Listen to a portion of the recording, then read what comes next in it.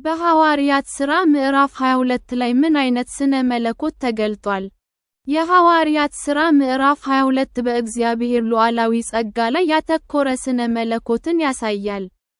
የጳውሎስ ምስክርነት መዳን የሚጀምረው በሰው ጥረት ወይም ብቃት ሳይሆን በእግዚአብሔር ተነሳሽነት እንደሆነ ያሳያል። እግዚአብሔር ጣልቃ ገብቶ ሕይወቱን ሲቀይር ጳውሎስ ክርስቶስን በንቃት ይቃወም ነበር። ይህ ማንም ሰው ለማዳንና ለማዞር ከእግዚአብሔር ኃይል በላይ እንዳልሆነ ያስተምራል። ምዕራፉም የምስክርነትና የምስክርነት ስነ መለኮትን ያጎላል። ጳውሎስ በፍልስፍና ወይም በኃይል አይከራከርም፣ ነገር ግን እግዚአብሔር በሕይወቱ ውስጥ ያደረገውን ይተርካል። የግል ታሪኩ እውነትን ለማወጅና እግዚአብሔርን ለማክበር መሳሪያ ይሆናል።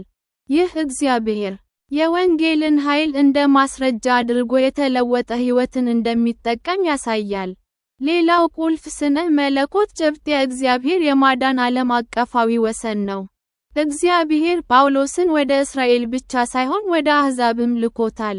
ይህ የእግዚአብሔር የመቤዠት ዕቅድ ሁሉንም ብሔራትን እንደሚያካትት ያሳያል። አንድ ቡድን ብቻ አይደለም።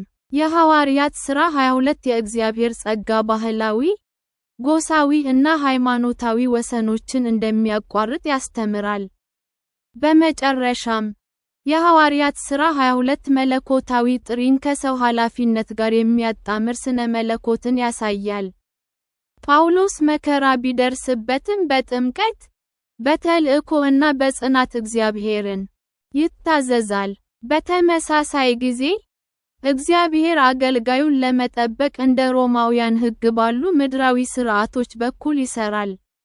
ይህ ምዕራፍ እምነት፣ ታዛዥነት፣ ጥበብና የእግዚአብሔር ሉዓላዊነት በእግዚአብሔር የማዳን ዕቅድ ውስጥ አብረው እንደሚሠሩ ያሳያል።